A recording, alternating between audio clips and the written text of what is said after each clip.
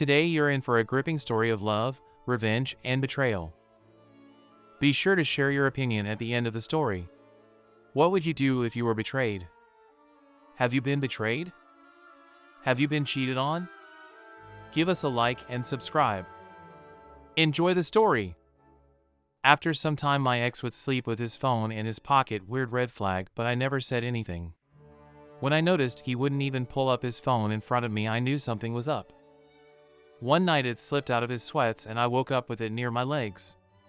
I was just going to put it on the charger honestly, but I saw he had a bunch of notifications and messages from a dating app. Man, I wanted to slap him awake. But I didn't. So I created a profile using a friend of mine's pictures that he never met, and I had her approval.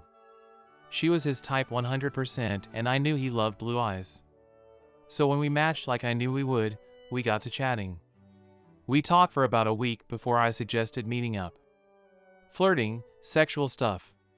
He told her, me, that he was single and lived with a friend. So I suggested him paying for a hotel room so we could FCK. He said he would. We picked a spot. Mind you, I paid for everything because he was unemployed after losing his job. He drained my savings account over the year with manipulation.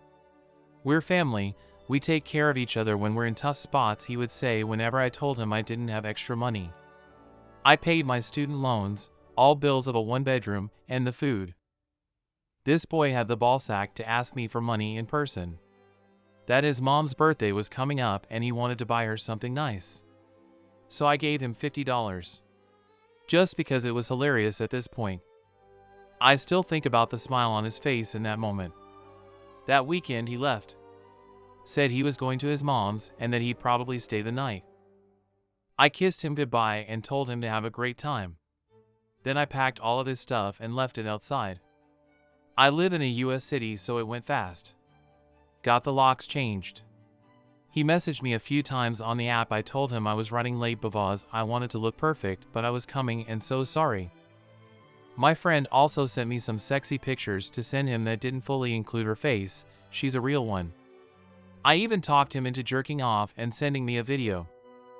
Then after making him sit until about 1 a.m., I messaged him on the dating app a picture of his belongings being rummaged through by a homeless man, and to enjoy his stay in a hotel. As soon as my phone rang, I blocked his number and went to bed. He was outside of my door the Monday I came home from work. Ugly, crying, begging, telling me he was homeless and had nowhere to go. When I wasn't having it, he got angry per usual. Once he started grabbing and trying to get into my apartment, I called the police. Filed a restraining order because he did threaten my life and my pets. For putting him out. Found out he ended up moving a few hours away where his only family is and has a job. Hopefully he learned something.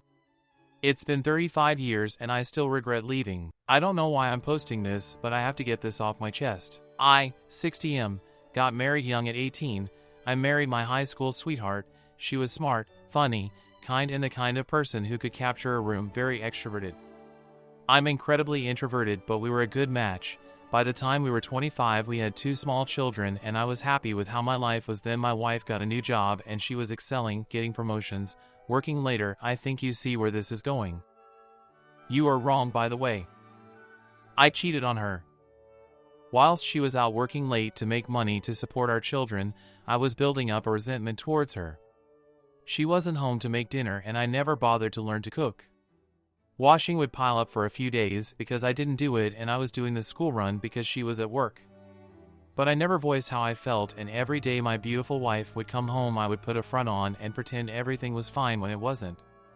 I know if I had told her how I felt she would have listened, but I didn't. I met a woman at a work thing and we spoke over the phone constantly for a few weeks. Things turned inappropriate quickly and I didn't stop it.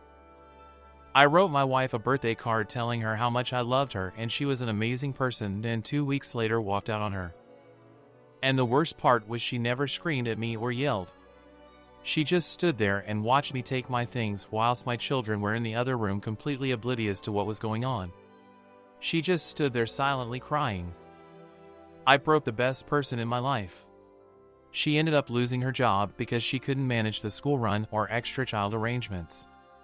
So my alimony payments had to go up and I resented her for that. Looking back on it now, how selfish could I be?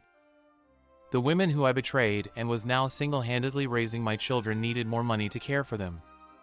I saw them every other Saturday, but that was it.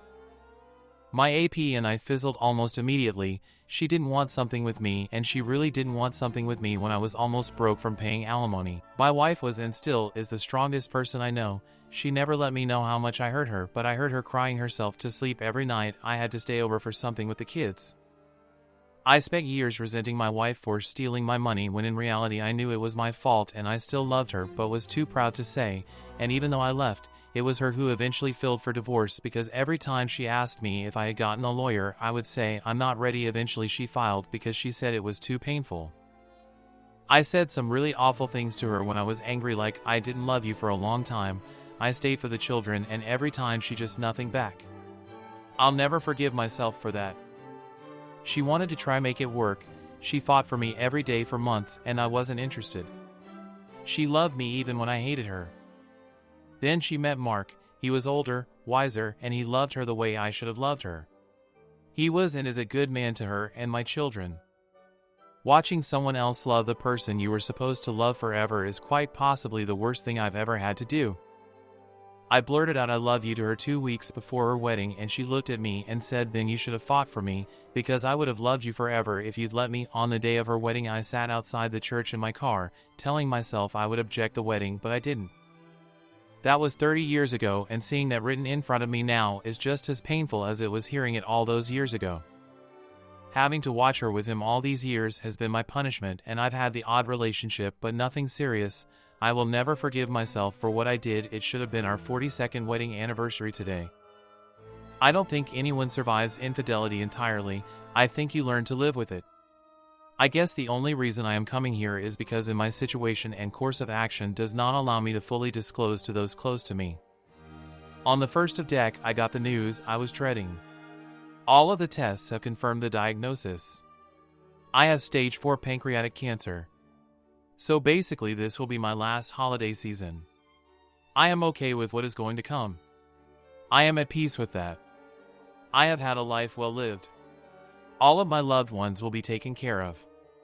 I am naturally a private person, so my WW, Jane, is unaware of my tests. I did not want to worry her until I had answers.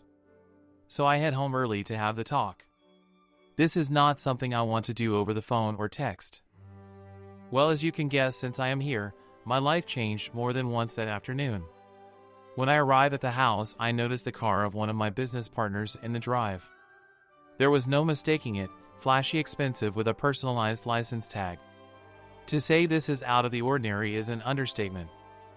I pull up our home camera system on my phone and notice it is in privacy mode, not recording. So I let it be and drove off to my farm property. Now our camera system is for safety and I never look at it unless there is a concern. With that said, I also love to watch for wildlife on the outside cameras. I also find it oddly satisfying to watch storms come through. So for my own enjoyment, years ago I configured a second video recorder to archive the cameras to local storage. That storage is not accessible via my phone. So when I was at the farm, I opened up my computer and looked at the other server to confirm what my gut was telling me. And sure enough, there they were, snuggling in the living room, drinking wine, dancing, then going up to the bedroom suite. Apparently they left the doors open, because the microphone recorded their activities after they left the camera view. With my limited time left, I wanted answers, but I don't want the drama of a confrontation and divorce. Call me what you will. But all of my devotion and love for her left me that afternoon. I have all of the emotions that are to be expected. I know that I am not to blame. I have been a loyal, romantic, and attuned partner. I am now thinking about myself. I know what is important to me. So I called my lawyer, and we reviewed my will and our prenup. I told him what was going on. We worked on understanding of how long and to what extent this affair has been going on. What has been found is disturbing, and I either clearly did not know the woman I shared 2+ decades of life with, or something interchanged. At this time I am not going to say anything to my kids, WW and I never had children, or WW. I am going to put on a stiff upper lip and get through the holidays. Give the kids and grandkids one last holiday memory with me involved. I will be the doting father and grandfather, and then try to play the doting husband role. Some background for some of the obvious questions. AP is a widower and is not remarried. He is a business partner, but not a friend. I do not invest with friends. I never married my twins' mother, M&F. It was her choice, and I completely agree with her that at that time she made the correct decision. My kids' mother, Sarah, married a very wonderful man, Steve, when the kids were 7. Sarah and Steve never had kids of their own. I got my head out of my ass when the kids were 3. I have been very involved with them before that, but that is when I started my road to be the father I wanted to be. Sarah and I co-parented well together, and I would call Steve a friend. Sarah, Steve, and I are in our 60s, Jane is almost 60. AP is in his 50s. Jane and I are both in our first marriage. We were in our 30s when we married. What do I need? An outside outlet and release valve. If I am going to accomplish my goal, I need to vent my anger and talk through my situation. What better outlet than internet strangers? I am at peace with how and when my life will conclude. TLDR, got a terminal illness diagnosis and found out my cell was cheating when I came home early to break the news. What would you think of this story? Leave your opinion in the comments. Thanks for watching.